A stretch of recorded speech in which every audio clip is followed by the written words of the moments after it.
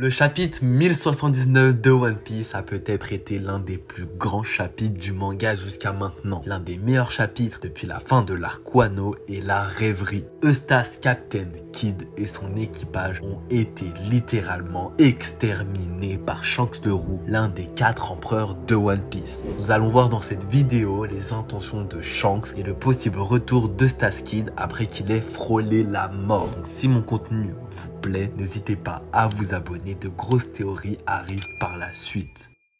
Il est important de noter que Shanks était sur le point d'accepter un duel en 1 contre 1 face à Kidd avant que sa vision du futur ne montre que le Rookie était sur le point de tuer les alliés de sa flotte. Shanks a même demandé si Kidd avait guéri de Wano. Il considère donc que c'est une mauvaise chose de combattre les personnes blessées. Cela montre que Shanks respecte sincèrement Kidd en tant que l'une des figures de proue de la nouvelle ère. Il semble même dire à son équipage qu'ils l'ont sous-estimé. Cela nous renvoie donc à ce que Shanks a dit à la fin de Wano et au pari qu'il a fait sur Luffy pour la nouvelle ère. Shanks veut que la pire génération réussisse et évidemment que Luffy devienne le roi des pirates. Ainsi, Shanks était prêt à accepter personnellement le défi de Kidd car il le respecte, bien que Ben Beckman lui ait coupé le bras il y a 2 ans de cela. Cela renvoie à une citation du chapitre numéro 1 de One Piece. Comme Shanks l'a expliqué dans ce chapitre, il tolère les insultes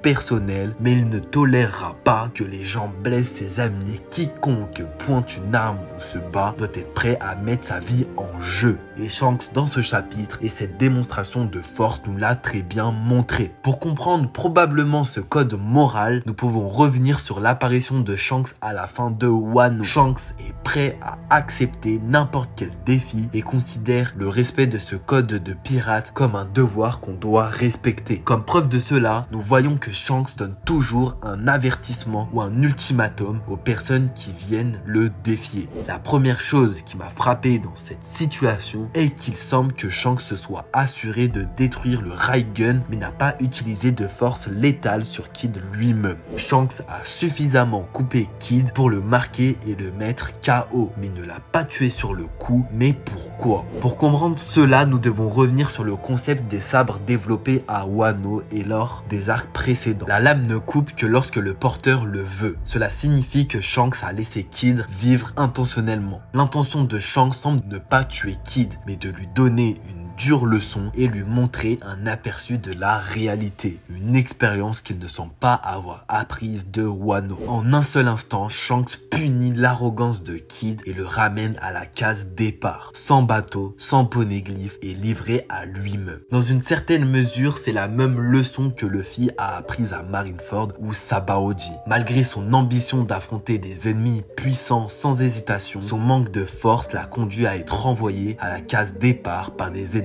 comme Kizaru ou Akainu à Marineford. Donc Shanks n'a intentionnellement pas tué Kidd. Mais est-ce toujours la fin de Kidd? Cela je ne le crois pas. Oda présente cela comme un parallèle avec la défaite totale des chapeaux de paille à Sabaody. Même la présentation des zones de texte est la même. Ce parallèle est très certainement intentionnel et il est conçu pour nous donner une idée de l'impact de cette défaite monumentale pour Kidd et tous les membres de son équipage qui survivront. Kidd doit effectivement recommencer depuis le début de son entrée dans le nouveau monde. Mais si le manga est censé approcher de sa fin, comment Kidd peut-il retrouver une position en si peu de temps? Je crois que Oda nous l'a déjà dit et qu'il y a 2 côtés à cela. Le premier étant l'homme marqué par les flammes que Kidd recherche depuis Wano. Kidd a perdu tous ses rots de poneglyphes, il a essentiellement besoin d'un raccourci pour les récupérer ou pour trouver un autre moyen d'obtenir des informations équivalentes. L'homme marqué par les flammes possède exactement cela. Kidd a juste à le trouver. La plupart des gens s'accordent à dire maintenant que cet homme marqué par les flammes est très probablement Jaguar dit Zoro. Nous avons récemment appris que Zoro avait survécu à l'incident d'Ohara et qu'il se cache actuellement protégeant les précieuses recherches d'Ohara. Comment Kidd peut donc trouver Zoro? J'en ai déjà parlé, mais je pense qu'il peut le faire via Baggy. Adjurdin, qui était à Elbaf, connaît Zoro et travaillait pour Baggy. Baggy n'aurait aucun scrupule à vendre Adjurdin car il a trahi Baggy pour Luffy. Ce n'est probablement pas une coïncidence qu'Oda commence déjà à fournir à Kid une possibilité de cibler Baggy. Kid a dit directement à la fin de Wano qu'il pouvait reconnaître Luffy en tant que Yonko, mais celui qu'il considère comme illégitime à ce statut est Baggy le clown. Donc si cette information contient les recherches d'Ohara et plus, cela inclut la dernière des armes antiques et le nom de l'ancien royaume. Si Kid devait y parvenir, non seulement il retrouverait sa position actuelle, mais il la dépasserait. Il connaîtrait donc le nom de l'ancien royaume et aurait accès à l'une des armes antiques. Mais l'autre possibilité est que Kid obtienne des informations sur les 3 armes antiques via Caribou. Caribou a obtenu des informations sur Pluton et Poséidon et il veut vendre ces informations à quelqu'un. Je crois que cette personne semble être Big News Morgan, mais il est possible que quelqu'un d'autre se retrouve avec ces informations. Oda a plané le doute que Caribou rejoigne Kid à Wano. Cela reviendrait également à la scène dans laquelle Kid est apparu pendant Punkaza, alors qu'il regardait la démo de l'arme de César. Killer lui a demandé s'il était intéressé par les armes de massacre ou non. Kid a dit que non, mais dans la position où il est aujourd'hui actuellement, sa décision a pu changer. Et si cela devrait arriver, Kid obtiendrait des informations sur les 3 armes antiques. Et cela ferait peut-être de lui la plus grande menace du nouveau monde. Fait intéressant, cela fournirait une solution à Kid ayant besoin d'un nouveau navire et cela reviendrait à une autre citation du chapitre numéro 1 où Ben Beckman disait que si vous voulez nous combattre, vous feriez mieux d'apporter 1 ou 2 vaisseaux de guerre. Sachant que Pluton est un cuirassé, Kid pourrait revenir face à l'équipage du Roux et cette fois-ci avoir sa revanche avec un nouveau vaisseau. Cependant, Oda pourrait réserver un autre traitement à Kid.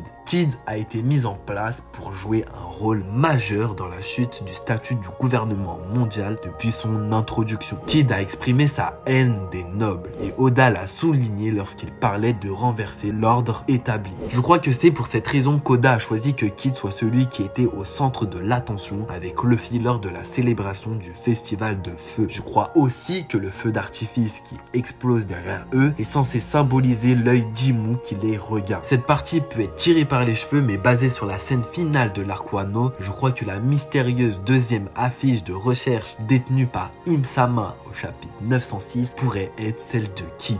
Je crois que Kid serait certainement sur le radar d'Imu et Im-sama en sait peut-être plus que nous actuellement. L'une de mes vieilles idées préférées est que Kid finira par affronter l'un des Gorosei. Cela serait conforme à la théorie de plus en plus populaire selon laquelle les 5 planètes aînées, donc les 5 membres du Gorosei, seront vaincus par 5 supernovas.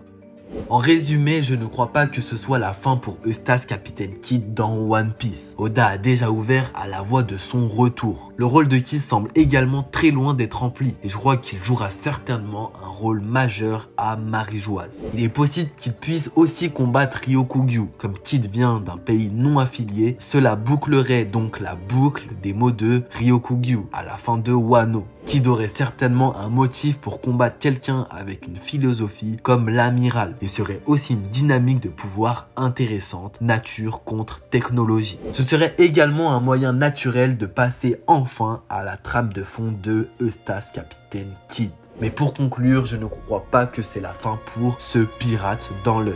Il y a un moyen de récupérer des mordus de pouvoir déjà établis, potentiels, déjà avancés et un rôle largement insatisfait dans la chute du gouvernement mondial. J'ai bien conscience que les rêves de Kid peuvent être aujourd'hui brisés, mais je pense que Oda lui réserve un traitement différent des autres pirates de One Piece. Si mon contenu vous a plu, n'hésitez pas à vous abonner. C'était Akagami, je vous souhaite une bonne journée, une bonne soirée. Allez, ciao!